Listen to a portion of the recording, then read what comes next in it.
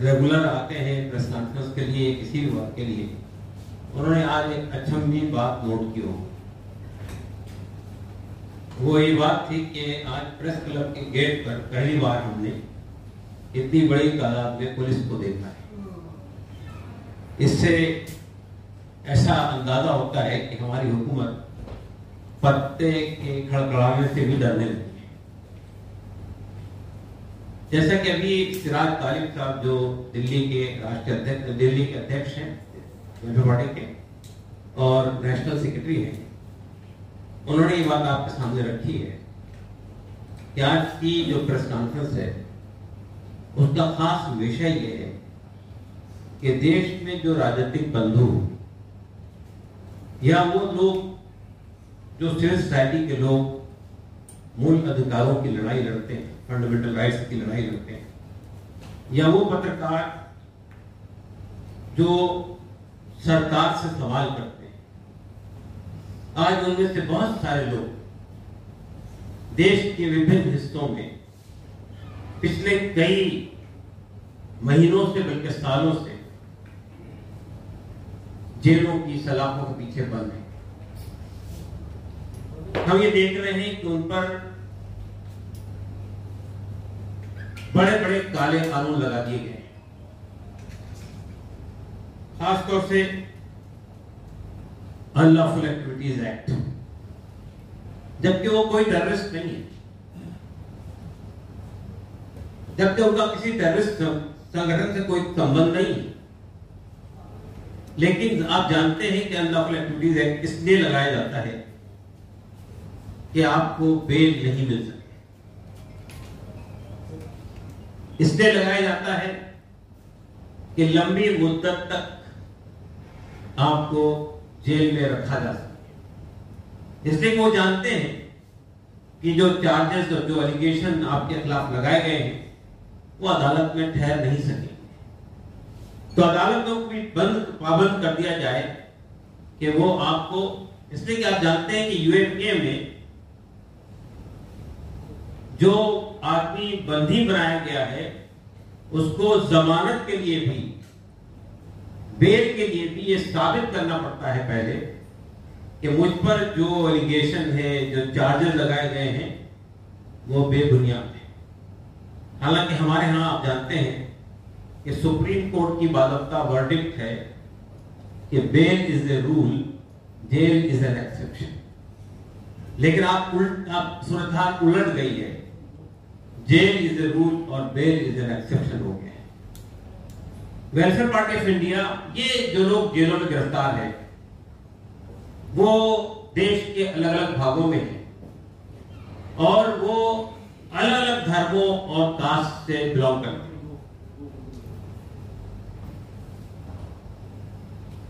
हम जानते हैं कि ये जो लोग गिरफ्तार हैं जेल के अंदर, बहुत सारे लोग उनके नाम भी नहीं जानते, कुछ प्रोमिनेंट लोग हैं उनके नाम आप जानते हैं, लेकिन जैसे जैसे समय परवान चढ़ता है, बढ़ता जाता है, वो नाम जहन से बह हो जाते हैं। कोई नहीं जानता कि प्रोफेसर साईं बाबा जो तकरीबन 5 साल से जेल में बंद है, उनका कसूर क्या था।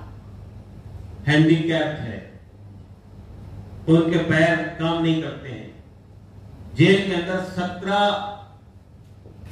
अन्य उनको हेल्थ के प्रॉब्लम खड़े हो गए हैं, उनको मेडिकल एड नहीं मिल रही। आप जानते हैं कि फादर स्टेन की डेथ हुई है इसी जेल के अंदर रहते हुए। आप जानते हैं कि रमन राव 80 साल के बुजुर्ग हैं जिनको बड़ी मुश्किल से कंडीशनल बेल मिली है हेल्थ ग्राउंड पर। और फिर कई लोग हैं, ये बात भी आप अच्छी तरह जानते हैं कि दिल्ली दंगों में किसने दंगे करवाए थे, कौन उसका मास्टरमाइंड था। लेकिन आज जेल के सलाखों के पीछे दिल्ली दंगों के मास्टरमाइंड और चार्जेस में किन लोगों को जेल में डाला गया है आप अच्छी तरह जानते हैं। किसी भी डेमोक्रेटिक कंट्री में ये बात हम अच्छी तरह जानते हैं कि लोकतंत्र के हेल्थ के लिए विरोध का होना, विपक्ष का होना एक बहुत महत्वपूर्ण चीज होती है, उसकी भूमिका होती है। लेकिन आप जानते हैं कि आज ये सरकार विपक्ष को बर्दाश्त करने के लिए तैयार नहीं। उनके खिलाफ जो ईडी और सीबीआई के रेड पड़ रही है, आपने कहीं सुना है कि किसी रूलिंग पार्टी किसी आदमी के खिलाफ सीबीआई की रेड पड़ी हो या ईडी हो उनके खिलाफ लगी हो? लेकिन कतई नजर उससे, मैं आज पॉलिटिकल प्रिजनर्स की बात कर रहा हूं, मैं पॉलिटिकल पार्टीज की बात नहीं कर रहा हूं। पॉलिटिकल प्रिजनर्स भी हमारे सोसाइटी के बहुत ही अहम लोग हैं, बहुत ही महत्वपूर्ण लोग हैं।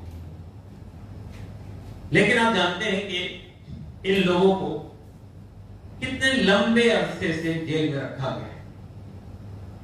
आप किसी आदमी को, किसी पॉलिटिकल प्रिजनर को देखिए, हम जिनको पॉलिटिकल प्रिजनर कहते हैं, ऐसी कोई परिभाषा आपको नजर नहीं आएगी कौन से पॉलिटिकल प्रिजनर्स हैं। लेकिन हम उन लोगों को पॉलिटिकल प्रिजनर्स मानते हैं जिन्होंने सरकार के किसी फैसले के खिलाफ, सरकार के किसी कानून के खिलाफ, सरकार के किसी पॉलिसी के खिलाफ विरोध किया, पब्लिक प्रोटेस्ट किया, जो कि हमारा फंडामेंटल राइट है। और उसी इल्जाम में, उसी जुर्म के तहत में उन्हें जेल में बंद कर दिया। और वो उन पे धाराएं तो दूसरी लगाई गई, उन पे एलिगेशन तो दूसरे लगाए गए। किसी से कहा कि वो दिल्ली दंगों के मास्टरमाइंड है, किसी को माओइस्ट कहा गया, किसी को कुछ और कहा गया, और इस बुनियाद पर वो जेल के अंदर बंद। तो ये मानव अधिकारों का ही हनन नहीं है, बल्कि देश के लोकतंत्र की सेहत के, उसकी हेल्थ के लिए ऐसा किया जाना इंतहाई आपत्तिजनक इशू है। अफसोस की बात यह है कि हम, आप लोग क्योंकि मीडिया में बैठे हैं, मैं एक बात आपके सामने रखना चाहता हूं। समाज में किसी भी तबके के साथ में, किसी वर्ग के साथ, किसी वर्ग विशेष के साथ अगर कोई प्रॉब्लम पैदा होता है, अगर कोई इशू खड़ा होता है, तो सबसे पहले उनके लिए कौन लोग सामने आते हैं? पत्रकार लोग सामने आते हैं, उनकी आवाज उठाते हैं, सरकार पर दबाव डालते हैं। लेकिन ऐसा लगता है कि सर अब आजकल हमारे प्रेस को सांप सूंघ गया है, सरकार के खिलाफ वो खड़े होने के लिए तैयार नहीं। तो पहली बात तो हम ये कहते हैं कि हमने 19, 20 और 21 अगस्त को पूरे देश में बड़े पैमाने पर पब्लिक से हस्ताक्षर करवाए और एक मेमोरेंडम प्रेसिडेंट ऑफ इंडिया को सबमिट किया, कई लाख हस्ताक्षर के साथ। उसमें सबसे पहली डिमांड ये की गई उस मेमोरेंडम में कि जितने पॉलिटिकल प्रिजनर्स हैं पूरे देश में, उन्हें अनकंडीशनल रिहा किया जाए, फ्री किया जाए, आजाद किया जाए। दूसरी बात, हमने सरकार से, हमने राष्ट्रपति साहिबा से ये डिमांड की कि वो सरकार को आदेश करे कि वो एक पॉलिटिकल प्रिजनर्स पर एक व्हाइट पेपर पब्लिश करे। मालूम होना चाहिए देश के लोगों को कितने लोग अलग अलग धाराओं के तहत देश के अन्य जेलों में पॉलिटिकल प्रिजनर्स की हैसियत से बंद है।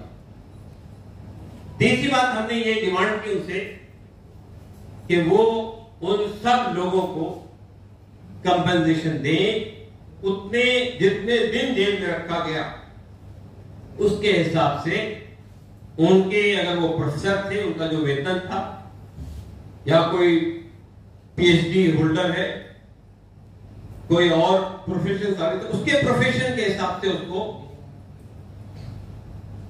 मुआवजा दिया जाना चाहिए, कंपनसेशन दिया जाए। फिर हमने एक बात और कही, और हमारा मानना यह है कि लोकतंत्र के लिए ये बहुत ही हानिकारक है कि हमारे देश में ऐसे ब्लैक लॉज मौजूद हैं, ऐसे काले कानून मौजूद हैं, ऐसे ड्रैकोनियन प्रोविजंस हैं, जैसे यूएपीए, मकोका, गजकोका, एस्पा, एनएसए, 124A, जिसके जरिए से किसी भी आदमी को लंबे अरसे तक आप जेल के अंदर रख सकते हैं, उसके तमाम मानव अधिकार सल्ब हो जाते हैं। फंडामेंटल राइट्स खत्म हो जाते हैं। हमने ये मुतालबा किया श्रीमती हमारे राष्ट्रपति से कि वो सरकार से ये कहे कि ये जितने काले कानून हैं उन्हें रिपील किया जाए, उन्हें खत्म किया जाए। किसी भी राजनीतिक, किसी भी लोकतंत्र के लिए ऐसे काले कानून जो हमारे फंडामेंटल राइट्स को खत्म कर देते हो, वो किसी भी तरह से हमारे देश की शोभा नहीं देते। और पुलिस को गैर मामूली अधिकार देते, पुलिस को और इंटेलिजेंस एजेंसीज को जितने लंबे अरसे तक वो रखना चाहें, कोई कारण दिखाए लंबे अरसे तक चार्जशीट दाखिल करने से न करें और लंबे अरसे तक उनको बेल डिनाई करें, तो ऐसे किसी भी कानून को हमारे देश में, ऐसे लोकतंत्र के अंदर नहीं होना चाहिए। फिर हमने ये भी कहा है कि आप जानते हैं कि हमारे देश में लॉ एंड ऑर्डर जो है वो स्टेट सब्जेक्ट है, लेकिन आप जानते हैं कि ये एक ऐसी एजेंसी कायम की गई है NIA के नाम से, जो आज जिस क्षेत्र में भी जाती है वहां की लोकल एजेंसियों से अपने हाथ में ले लेती है चीजों, और इस तरह से फेडरलिज्म को, देश के जो फेडरलिज्म है उसको नुकसान पहुंचा। तो NIA को भी खत्म किया और जो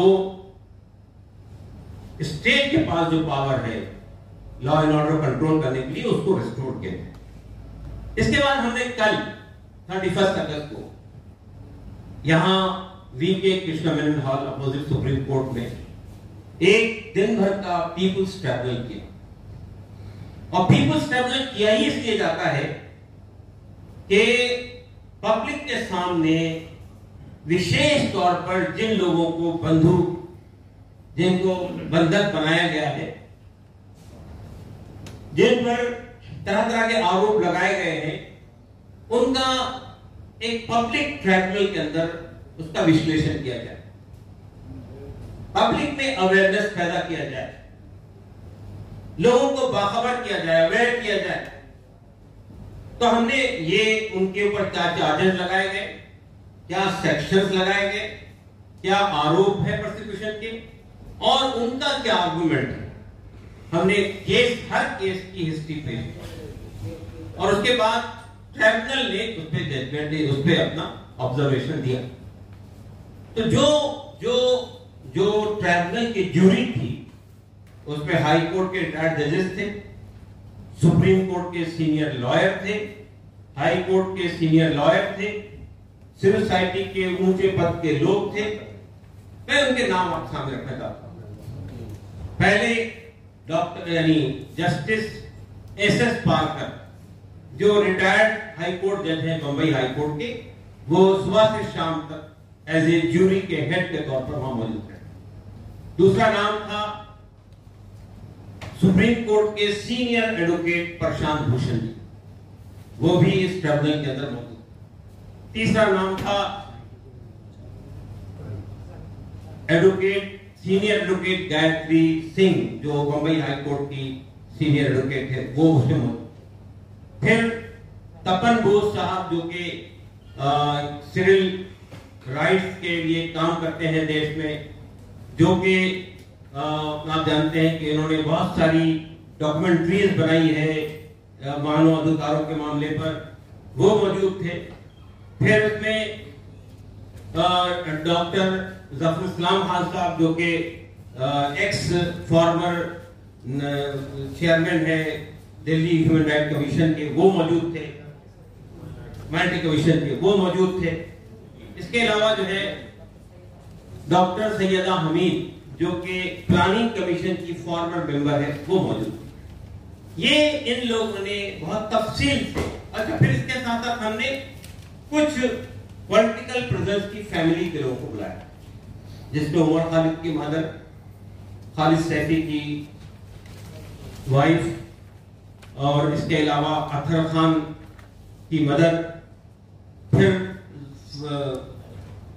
हनी बाबू की वाइफ, प्रोफेसर साई बाबा की वाइफ सफूरा जरगर खुद मौजूद थी, और कुछ लोग की फैमिली किसी वजह से नहीं आ सकी, जिसमें नताशा नरवाल,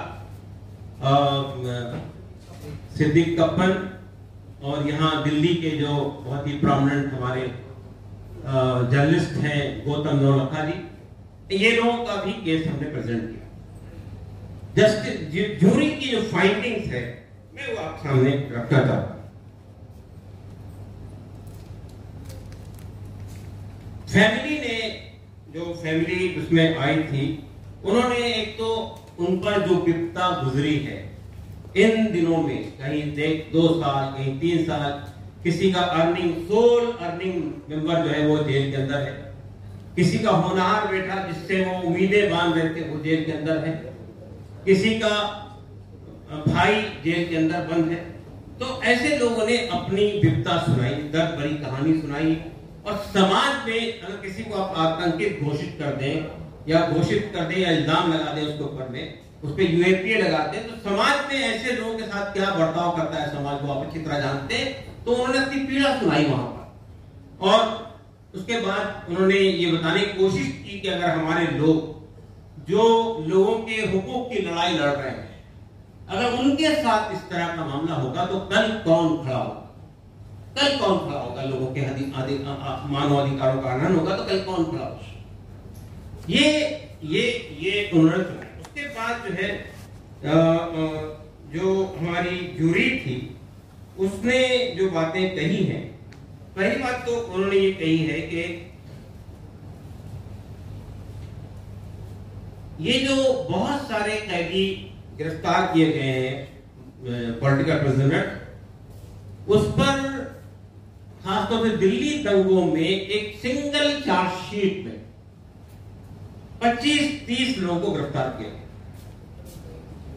और ये कहा गया कि ये सब लोगों को अलग अलग चार्जेस इन पर हैं, लेकिन उनको एक सिंगल चार्जशीट में कॉमन चार्जशीट बनाकर लाने का मतलब ये है कि पुलिस ये चाहती है कि ये एक लार्जर कंस्पिरेसी का केस बनाकर पेश किया जाए, ताकि जब तक के सब लोगों का ट्रायल मुकम्मल ना हो जाए उस वक्त तक ना किसी को बेल मिल सके, ना कोई आदमी छूट सके। अगर उस पर इल्जाम गलत साबित होता है तब भी एक आदमी बात नहीं बनेगी जब तक के सब लोगों का मामला। तो ये एक तरीका होता है पुलिस का कि ऐसे तरीके से फंसाया जाए कि प्रोसेस जो है वो पनिशमेंट बन जाए।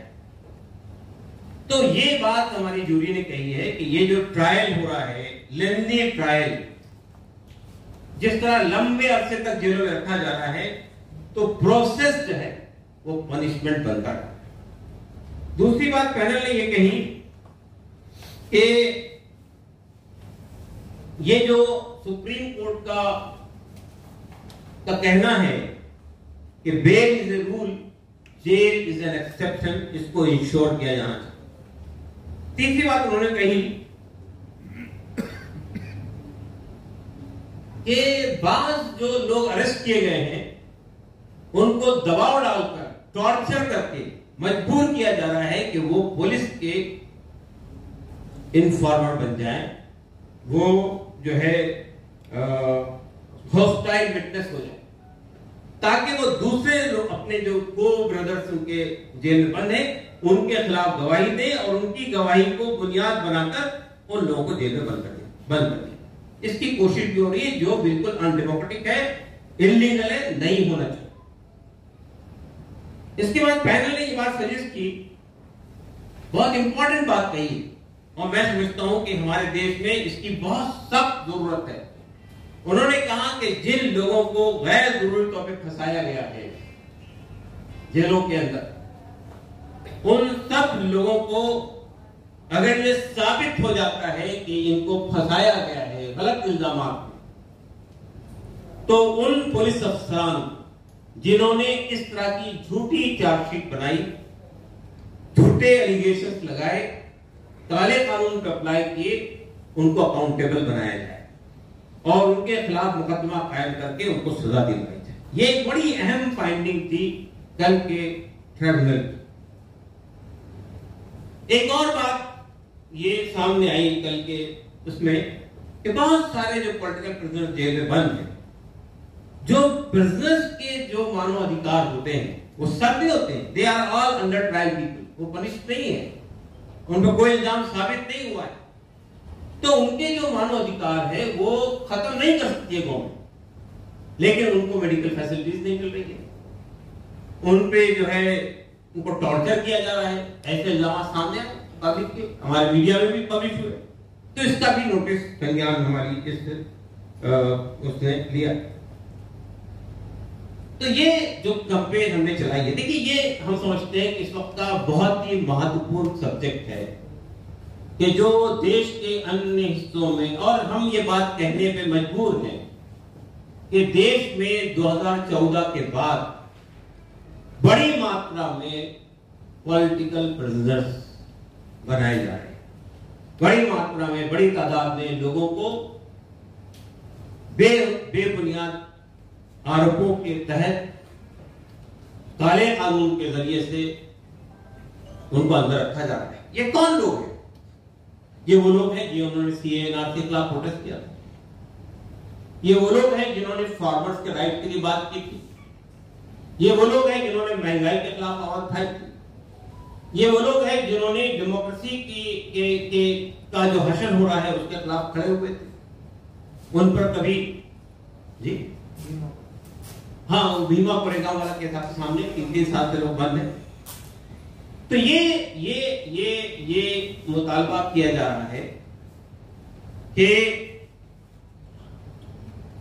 इन सब लोगों को अनकंडीशनल रिहा किया जाए, फ्री किया जाए, और एक व्हाइट पेपर पब्लिश किया जाए। ये हमारा डिमांड है। गवर्नमेंट बताए कि कितने पॉलिटिकल प्रिजनर्स बंद हैं। ये जवाब बहुत आसान है कहने के लिए कि पॉलिटिकल प्रिजनर्स नाम की कोई डेफिनेशन हमारे कानून में नहीं। ये सब लोग हैं जो अलग अलग आरोपों के तहत बंधक बनाए गए। तो मैं ये कहना चाहता हूं, ये प्रेस कॉन्फ्रेंस हमने आपके माध्यम से हम इस देश की सिविल सोसाइटी से अप्रोच करना चाहते हैं, आपके माध्यम से हमारे देश की सरकार के सामने बात रखना चाहते हैं। अगर मुल्क में डेमोक्रेसी है तो वो नजर आनी चाहिए, वो दिखाई पड़नी चाहिए, लोगों के मानव अधिकार बाकी रहने चाहिए। ये किसी एक विशेष वर्ग का इशू नहीं है, ये देश के सब लोगों का मसला है। और अगर किसी विशेष वर्ग का इशू होता तब भी हमारे लिए कंसर्न का बात था। तो मैं ये मुतालबा करना चाहता हूं कि सरकार को आंख बुझने से बाहर आना चाहिए, हकीकत को फेस करना चाहिए, और छोटी छोटी बातों से ये मूवमेंट जो चल रही है पूरे देश में सिविल सोसाइटी की तरफ से, क्या वो सरकार इतनी डर रही है? उसको ये लगता है कि वो इतनी बड़ी मात्रा, इतनी बड़ी तादाद में वो पार्लियामेंट में मौजूद है तो उसका कोई बिगड़ जाएगा? तो आखिर ये आवाजें क्यों नहीं उठने दिया? इससे किस बात का भय है, किस बात का डर है? तो वेलफेयर पार्टी ऑफ इंडिया ने ये डिमांड की है गवर्नमेंट से अपने मेमोरेंडम के जरिए से, जो राष्ट्रपति को सबमिट किया गया है लाखों लोगों के सिग्नेचर के साथ। और उसके साथ साथ कल पीपल्स ट्रिब्यूनल के जरिए से जो बात उठी है और जो हमारे पैनलिस्ट ने जो बातें रखी हैं, उसके माध्यम से हमने सरकार तक अपनी आवाज पहुंचाने की कोशिश की, देश की जनता तक अपनी आवाज पहुंचाने की कोशिश की। और हमने ये कोशिश की कि जो हजारों की तादाद में देश के मुख्तलिफ जेलों में जो हमारे मासूम बेगुनाह लोग, और वो लोग जो मानव अधिकारों की लड़ाई लड़ रहे थे, वो लोग जो सिविल लिबर्टीज की लड़ाई लड़ रहे थे, वो लोग जो अवाम की लड़ाई लड़ रहे थे, आज जेल के अंदर बंद है। हम सब का कर्तव्य हो जाता है कि हम उनकी आवाज बने और उनके लिए खड़े हो।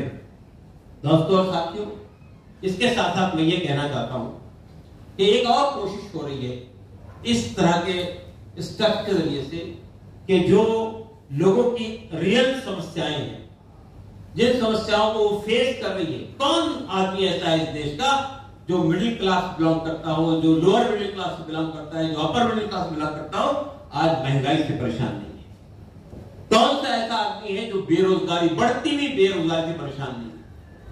लेकिन सरकार इस तरह की आवाजों को दबाने के लिए कभी हिंदू मुस्लिम बाइनरी खड़ी करती है, और कभी इस तरह के जो लोग खड़े होते हैं उनको जेलों में डाल के एक मैसेज देती है कि हमारे खिलाफ अगर कोई खड़ा होगा तो उसके साथ भी यह हश्र होगा। और जो पॉलिटिकल पार्टी आवाज उठाने की कोशिश करती है उसकी आवाज को ईडी और सीबीआई की वजह से दबा दिया जाता है। लेकिन हम आखिर वक्त तक अवाम के और इन लोगों की जो हमारे देश के बहुत ही हीरे जवाहरात हैं, जो हमारे देश के बहुत ही हम समझते हैं कि असेट है, हम उनकी आवाज बनने की कोशिश करेंगे और सरकार तक बराबर ये आवाज को पहुंचाते हैं। एक और बात मैं आपके सामने कहकर अपनी बात खत्म करूंगा।